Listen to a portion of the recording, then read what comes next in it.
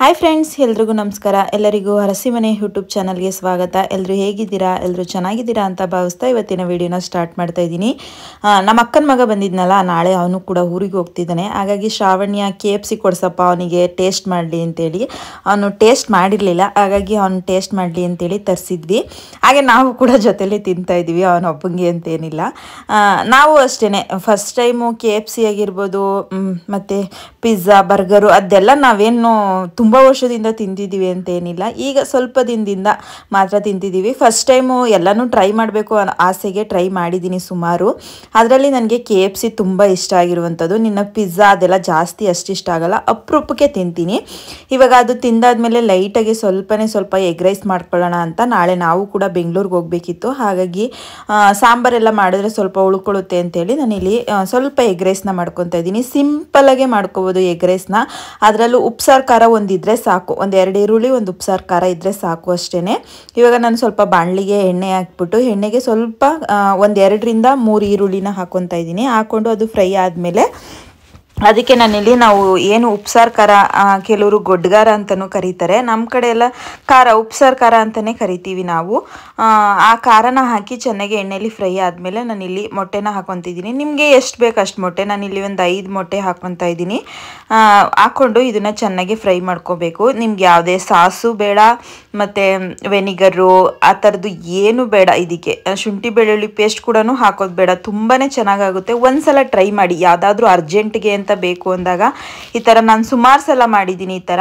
ಅದಕ್ಕೆ ಈ ರೆಸಿಪಿನೂ ಕೂಡ ತೋರಿಸೋಣ ಅಂತೇಳಿ ತೋರಿಸ್ತಾ ಇದ್ದೀನಿ. ಇವಾಗ ನೋಡಿ, ಅದಕ್ಕೆ ಬಂದಾಗ ಫುಲ್ಲು ಫ್ರೈ ಆಗಬಾರ್ದು ಮೊಟ್ಟೆ, ಒಂದು ಸ್ವಲ್ಪ ನೀರಿನಂಶ ಇದೆ ಅನ್ನುವಾಗಲೇ ನಾನಿಲ್ಲಿ ರೈಸ್ನ ಹಾಕೊತಾ ಇದ್ದೀನಿ. ನೀವು ರಾತ್ರಿ ಅನ್ನ ಅಥವಾ ತಂಗ್ಳನ್ನೂ ಕೂಡ ಯೂಸ್ ಮಾಡ್ಬೋದು, ತುಂಬ ಚೆನ್ನಾಗಾಗುತ್ತೆ. ನಾನಿಲ್ಲಿ ಬಿಸಿ ಅನ್ನನೇ ಮಾಡ್ಕೊಂಡಿದ್ದೀನಿ. ಇವಾಗ ಉರಿನ ಐ ಫ್ಲೇಮಲ್ಲಿ ಇಟ್ಕೋಬೇಕು.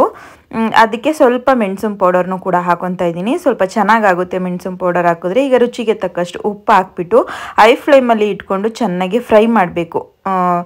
ಉರಿ ಜಾಸ್ತಿ ಇರಬೇಕು. ನಾವು ಎಗ್ ರೈಸ್ ಮಾಡೋವಾಗ, ನೂಡಲ್ಸು, ಗೋಬಿ ಈ ಥರದ್ದು ಏನಾದರೂ ಮಾಡಬೇಕಾದ್ರೆ ಉರಿನ ನಾವು ಜಾಸ್ತಿ ಇಟ್ಕೊಂಡು ಮಾಡಿದ್ರೆ ತುಂಬ ಚೆನ್ನಾಗಾಗುತ್ತೆ.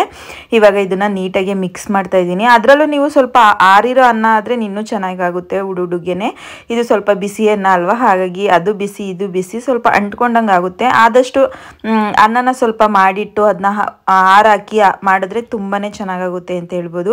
ಇಷ್ಟೇ ಸಿಂಪಲ್, ಇನ್ನೇನು ಹಾಕಿಲ್ಲ ನಾನು. ತುಂಬ ಚೆನ್ನಾಗಾಗುತ್ತೆ. ಒಂದ್ಸಲ ಟ್ರೈ ಮಾಡಿ. ನೀವು ಕೂಡ ಟ್ರೈ ಮಾಡಾದ್ಮೇಲೆ ಹೇಗೆ ಬಂತು ಅನ್ನೋದನ್ನು ಕೂಡ ಕಮೆಂಟ್ ಬಾಕ್ಸಲ್ಲಿ ಕಮೆಂಟ್ ಮಾಡಿ. ಇದಕ್ಕೆ ಲಾಸ್ಟಿಗೆ ಸ್ವಲ್ಪ ಕೊತ್ತಂಬರಿ ಸೊಪ್ಪು ಹಾಕಿ ಮಿಕ್ಸ್ ಮಾಡಿದ್ರೆ ಎಗ್ ರೈಸು ಆಯಿತು. ಅಷ್ಟರಲ್ಲಿ ನಾವೆಲ್ಲ ಊಟ ಮಾಡಿ ಬೆಳಗ್ಗೆ ಬೇಗ ಎದ್ದು ಬೀಳಬೇಕು ಅಂತೇಳಿ ನಾನು ಕೂಡ ಅಡುಗೆ ಮನೆಯೆಲ್ಲ ಕ್ಲೀನ್ ಮಾಡಿಬಿಟ್ಟು ಮಲ್ಕೊಂಡ್ಬಿಟ್ಟೆ. ನೀನು ಈ ವಿಡಿಯೋನ ನೆಕ್ಸ್ಟ್ ಡೇಗೆ ನಾನು ಕಂಟಿನ್ಯೂಷನ್ ಮಾಡ್ತಾಯಿದ್ದೀನಿ. ನಾವು ನಮ್ಮ ಮನೆಯವರು ಎಲ್ಲರೂ ಬೆಂಗಳೂರಿಗೆ ಹೋಗ್ತಾ ಇದ್ದೀವಿ. ನಾನು ಕೂಡ ಅರ್ಧಂಬರ್ಧಂ ಬ್ಲೌಸ್ ಸ್ಟಿಚ್ ಮಾಡಿದ್ದೆ. ನೈಟು ಬ್ಲೌಸ್ನ ಸ್ಟಿಚ್ ಮಾಡಿ ಹಾಗೆ ಮಲ್ಕೊಬಿಟ್ಟಿದ್ದೆ. ಈಗ ಬೆಳಗ್ಗೆ ಎದ್ದು ಸ್ನಾನ ಎಲ್ಲ ಮಾಡಿಕೊಂಡು ಈಗ ಎಲ್ಲರೂ ಸ್ನಾನ ಮಾಡ್ಕೊತಿದ್ದಾರೆ. ಹಾಗೆ ಸ್ವಲ್ಪ ಸೀರೆನ ಐರನ್ ಮಾಡ್ಕೊಳ್ಳೋಣ ಅಂತೇಳಿ ಐರನ್ ಮಾಡಿಕೊಂಡು, ಬ್ಲೌಸ್ ಕೂಡ ಐರನ್ ಮಾಡಿರಲಿಲ್ಲ. ಸ್ಟಿಚ್ ಆದಮೇಲೆ ಬ್ಲೌಸ್ನ ಐರನ್ ಮಾಡಬೇಕಲ್ವ, ಅದು ಕೂಡ ಮಾಡಿರಲಿಲ್ಲ. ಹಾಗೆ ಇದು ಕೂಡ ಆಗುತ್ತೆ ಅಂತೇಳಿ ನಾನು ಎಲ್ಲ ರೆಡಿ ಮಾಡ್ಕೊತಾ ಇದ್ದೀನಿ. ಆಲ್ಮೋಸ್ಟ್ ಎಲ್ಲರೂ ರೆಡಿ ಆಯ್ತಿದ್ದಾರೆ. ಇವಾಗ ಸೀರೆ ಎಲ್ಲ ಎತ್ತಿಟ್ಕೊತಿದ್ದೀನಿ. ನಾನು ಈ ಸೀರೆನ ವೇರ್ ಮಾಡ್ತಾ ಇದ್ದೀನಿ ಇವತ್ತು. ಇದು ನನ್ನ ಫ್ರೆಂಡ್ ಅಂಗಡಿಲಿ ತೊಗೊಂಡಿದ್ದು. ಹಾಗಾಗಿ ಇದು ಬ್ಲೌಸ್ನು ಕೂಡ ನಾನೇ ಸ್ಟಿಚ್ ಮಾಡ್ಕೊಂಡಿದ್ದೀನಿ. ಸಿಂಪಲಾಗೆ ಸ್ಟಿಚ್ ಮಾಡ್ಕೊಂಡಿದ್ದೀನಿ. ಅದರಲ್ಲೂ ಉದ್ದ ತೋಳು ಇವಾಗ ಶೆಕೆಯಲ್ಲಿ ಸ್ವಲ್ಪ ಇರಿಟೇಟ್ ಆದಂಗೆ ಆಗುತ್ತೆ ಅಂತೇಳಿ ನಾನು ತುಂಡ ತೋಳನೆ ಮಾಡ್ಕೊಂಡಿದ್ದೀನಿ. ಹಾಗೆ ಶ್ರಾವಣಿಗೆ ಇದನ್ನು ತೊಗೊಂಡಿದ್ದೀನಿ. ಇದನ್ನು ಕೂಡ ಅವಳು ಆಲ್ರೆಡಿ ಒಂದ್ಸಲ ಹಾಕೊಂಡಿದ್ಲು. ನಮ್ಮ ಆಂಟಿ ಮಗಳು ಬೀಗ್ರೂಟದಲ್ಲಿ ಹಾಕೊಂಡಿದ್ಲು. ಹಾಗಾಗಿ ನನಗೂ ಅವಳಿಗೂ ಸ್ವಲ್ಪ ಮ್ಯಾಚ್ ಆಗುತ್ತೆ ಅಂತೇಳಿ ರೆಡ್ ಕಲರ್ನೇ ತೊಗೊಂಡೆ. ಈಗ ಎಲ್ಲರೂ ರೆಡಿಯಾಗಿ ಹೊರಡ್ತಾ ಇದ್ದೀವಿ. ಸ್ವಲ್ಪ ಶ್ರಾವಣಿಗೂ ಯಾಕೋ ರಾತ್ರಿ ಎಲ್ಲ ಜ್ವರ ಇತ್ತು.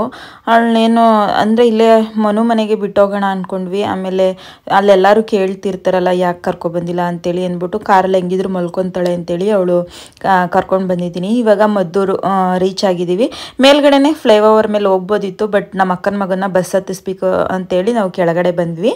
ಕೆಳಗಡೆ ಅವನ್ನ ಬಸ್ ಹತ್ತಿಸ್ಬಿಟ್ಟು ಮೇಲ್ಗಡೆ ಹೋಗಿ ನಾವು ಚನ್ನಪಟ್ಟಣ ಹತ್ತತ್ರ ತಿಂಡಿ ತಿನ್ನೋಣ ಅಂದ್ಕೊಂಡು ಅಲ್ಲಿ ಹೋದ್ವಿ. ಬಟ್ ಹೈವೇಗಳಲ್ಲಿ ಸ್ವಲ್ಪ ಹೋಟೆಲ್ಗಳು ಸಿಗೋದು ಕಷ್ಟ. ಸಿಕ್ಕಿದ್ರು ಆ ಕಡೆ ಈ ಕಡೆ ಬ್ಯಾರಿಕೇಡ್ ಇರೋದ್ರಿಂದ ಆ ಕಡೆ ಹೋಟೆಲ್ಗಳಿಗೆ ಹೋಗೋಕ್ಕಾಗೋದಿಲ್ಲ.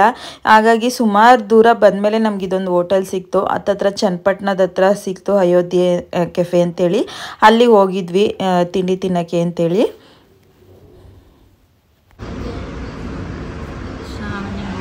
ಬಂದುಬಿಟ್ಟಿದ್ದಾಳೆ, ಮನೆಯಿಂದನೇ ಹಾಕೋ ಬಂದುಬಿಟ್ಟೆ ಅತ್ತೆಗೆ ಅಲ್ವಾ ಶ್ರಾವಣ್ಯ?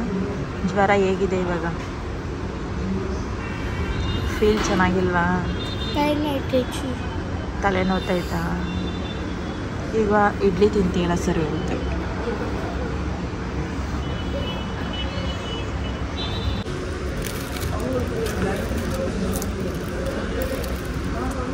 ಇವತ್ತು ಇಡ್ಲಿ ವಡೆ ಬೇಗ ಬರ್ತದೆ ಯಾವಾಗಲೂ, ಅದೇ ದೋಸೆ ಬೇಗ ಬಂದ್ಬಿಟ್ಟದೆ.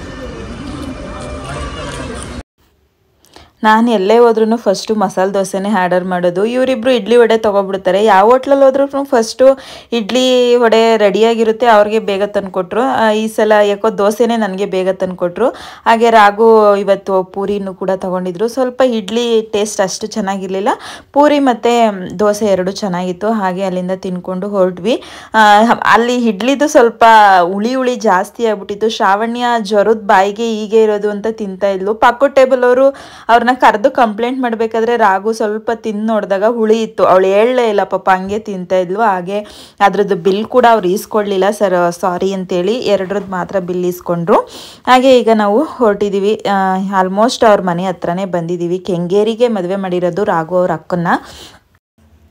ರಾಘು ಅವ್ರ ಅಕ್ಕನ ಮಗಳದು ಇವತ್ತು ಹೊಸ್ಕೆ ಹಾಕೋ ಶಾಸ್ತ್ರ. ಕೆಲವು ಕಡೆ ಕೆಲವು ರೀತಿ ಹೇಳ್ತಾರೆ, ಕೆಲವರು ಹಾಫ್ ಸ್ಯಾರಿ ಫಂಕ್ಷನ್ ಅಂತಾರೆ, ಒಬ್ಬೊಬ್ಬರು ಆರತಿ ಶಾಸ್ತ್ರ ಅಂತಾರೆ.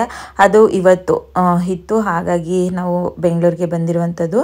ಇದಕ್ಕೂ ಮುಂಚೆ ಸೊಪ್ಪು ಹಾಕೋ ಶಾಸ್ತ್ರಕ್ಕೆಲ್ಲ ರಾಘು ಬಂದು ಹೋಗಿದ್ರು, ನಾನು ಬಂದಿರಲಿಲ್ಲ. ತುಂಬ ದಿನ ಅಂದರೆ 16 ದಿನ ಆದಮೇಲೆ ಇದು ಹೊಸ್ಕೆ ಹಾಕೋ ಶಾಸ್ತ್ರ ಮಾಡ್ತಾರಲ್ಲ, ಅದಕ್ಕೆ ಅಂತೇಳಿ ಬಂದಿದ್ದೀವಿ. ಆಲ್ಮೋಸ್ಟ್ ಅವ್ರ ಮನೆ ಹತ್ರನೇ ಬಂದಿದ್ದೀವಿ. ಇವಾಗ ನಾನು ಕೂಡ ರೆಡಿಯಾಗಿ ಬಂದಿಲ್ಲ, ಶ್ರಾವಣ್ಯನೂ ಕೂಡ ಸುಮ್ಮನೆ ಹಂಗೆ ಕರ್ಕೊಬಂದಿದ್ದೀನಿ. ಈಗ ಮನೆಗೆ ಹೋಗ್ಬಿಟ್ಟು ರೆಡಿಯಾಗೋಣ. ಒಂದು 12 ಗಂಟೆ 1 ಗಂಟೆಗೆ ಕೂರಿಸುವಂಥದ್ದು, ಹಾಗಾಗಿ ಇಲ್ಲೇ ಬಂದು ರೆಡಿಯಾಗೋಣ ಅಂಥೇಳಿ ನಾವು ಹಾಗೆ ಬಂದಿದ್ದೀವಿ.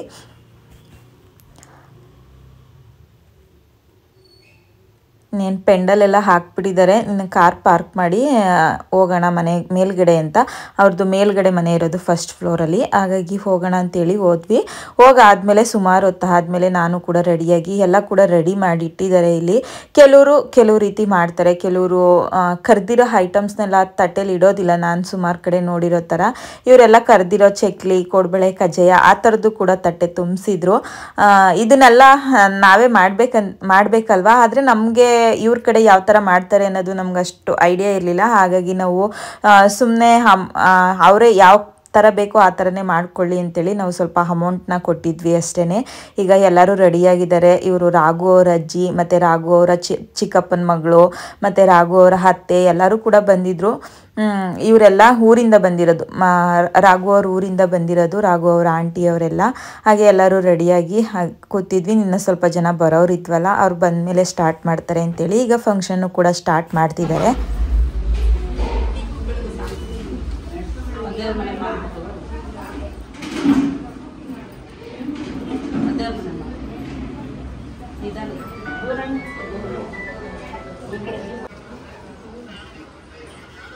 ಈ ಕಡೆ ತಿಳ್ಕೊಂಡು ನೀನು ಕ್ರಾಸಿಗೆ ಒಂದು ಕೈಗೆ ಕೊಡು ಸುಮ್ಮನೆ ಟಚ್ ಮಾಡು.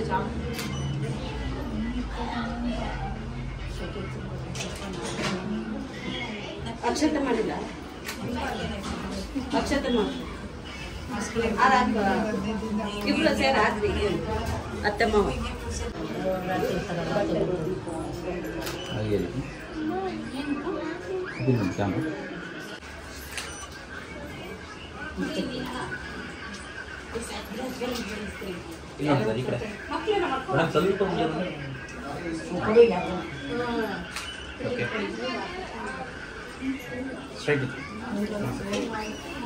ಶ್ರಾವಣಿ ಬಾರಪ್ಪ.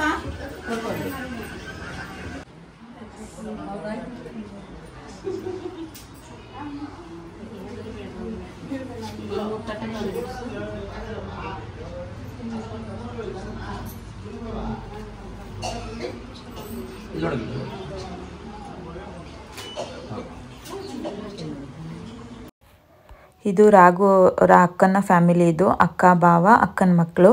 ಹಾಗೆ ಎಲ್ಲರದ್ದು ಕೂಡ ಫೋಟೋಸ್ ಎಲ್ಲ ಆಯಿತು. ಹಾಗೆ ತುಂಬ ಜನ ಎಲ್ಲ ಬಂದು ಅಕ್ಷತೆ ಹಾಕಿ ಆರತಿ ಎಲ್ಲ ಮಾಡಿ ಎಲ್ಲ ಮಾಡಿದ್ರು. ಅಷ್ಟರಲ್ಲಿ ನನಗೆ ವೀಡಿಯೋಸ್ ಮಾಡೋದು ಸ್ವಲ್ಪ ಮುಜುಗರ ಅನ್ನಿಸ್ತಾ ಇತ್ತು.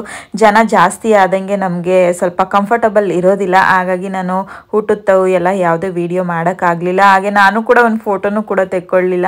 ನನ್ನ ಸೀರೆ ಹೇಗಿತ್ತು ಅನ್ನೋದನ್ನ ಕೂಡ ಕಮೆಂಟ್ ಬಾಕ್ಸಲ್ಲಿ ಕಮೆಂಟ್ ಮಾಡಿ ಹೇಳಿ.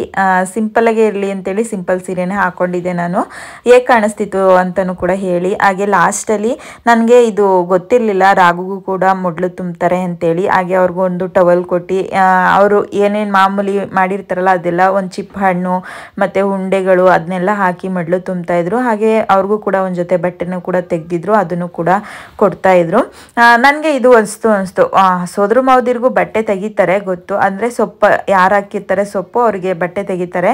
ಬಟ್ ಈ ಥರ ಮಡ್ಲೆಲ್ಲ ತುಂಬೋದು ನನಗೆ ಗೊತ್ತಿರಲಿಲ್ಲ. ಕೆಲವೊಂದು ಕಡೆ ಕೆಲವೊಂದು ರೀತಿ ಮಾಡ್ತಾರೆ. ಹಾಗೆ ಅವ್ರವ್ರ ಪದ್ಧತಿಗಳು ಹೇಗಿರುತ್ತೋ ಹಾಗೆ ಮಾಡ್ಕೊಂಡು ಹೋಗ್ತಾರೆ. ತುಂಬ ಕಡೆ ಅಂದರೆ ಸುಮಾರು ಈಗ ನಮ್ಮ ಮಂಡ್ಯ ಅಂತಂದ್ರೇ ಮಂಡ್ಯ ಮದ್ದೂರಲ್ಲೇ ಒಂಥರ ಇರುತ್ತೆ, ಕೇರ್ಪೇಟೆಲೇ ಒಂಥರ ಇದೆ. ನನ್ನ ಕೇರ್ಪೇಟೆ ಸೈಡಿಗೆ ಮದುವೆ ಮಾಡಿರೋದ್ರಿಂದ ಅಜಗಜಾಂತರನೇ ವ್ಯತ್ಯಾಸ ಇದೆ. ಮದುವೆಗಳ ಶಾಸ್ತ್ರ ಆಗಿರ್ಬೋದು, ಯಾವುದೇ ಆಗಿರ್ಬೋದು, ತುಂಬ ವ್ಯತ್ಯಾಸ ಇದೆ ನಮ್ಮ ಮದ್ದೂರ್ಗೂ ಕೇರ್ಪೇಟೆಗೂ.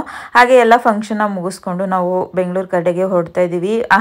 ನಮ್ಮ ಮೈಸೂರಲ್ಲಿ ಇರೋರಿಗೆ ಸ್ವಲ್ಪ ಬೆಂಗಳೂರಲ್ಲಿ ಟ್ರಾಫಿಕ್ ಜಾಮ್ ಅಂತಲೇ ಅನಿಸುತ್ತೆ. ಒಂದೊಂದ್ಸಲ ಇಲ್ಲಿ ಸಿಗ್ನಲಲ್ಲಿ ಫಸ್ಟ್ ಸಿಗ್ನಲ್ಗೆ ಮೂವ್ ಆಗೋದಿಲ್ಲ ಗಾಡಿ, ಎರಡನೇ ಸಿಗ್ನಲ್ಗೆ ಮೂವ್ ಆಗುತ್ತೆ ಗಾಡಿ. ಹಾಗಾಗಿ ಅದರಲ್ಲೂ ಸಿಕ್ಕಾಬಟ್ಟೆ ಬಿಸಿಲು, ನೀರು ಕುಡಿದು ಸಾಕಾಗಿದೆ. ಅದು ಯಾಕೆ ಈ ವರ್ಷ ಇಷ್ಟೊಂದು ಬಿಸಿಲು ಹೊಡಿತಿದೆಯೋ ಗೊತ್ತಿಲ್ಲ. ಬೆಂಗಳೂರು ಅಂತಲ್ಲ, ಮೈಸೂರಲ್ಲೂ ಕೂಡ ಈ ಸಲ ಸಿಕ್ಕಾಬಟ್ಟೆ ಬಿಸಿಲು ಹೊಡಿತಿದೆ. ಹಾಗೆ ಯಾರಿಗೆಲ್ಲ ಈ ವಿಡಿಯೋ ಇಷ್ಟ ಆಯಿತು ಅವರೆಲ್ಲ ಪ್ಲೀಸ್ ಸಬ್ಸ್ಕ್ರೈಬ್ ಮಾಡಿಕೊಂಡು ವಿಡಿಯೋಸ್ನ ನೋಡಿ ಹಾಗೆ ಸಪೋರ್ಟ್ ಮಾಡಿ ಅಂತ ಹೇಳ್ತಾ ಥ್ಯಾಂಕ್ ಯು.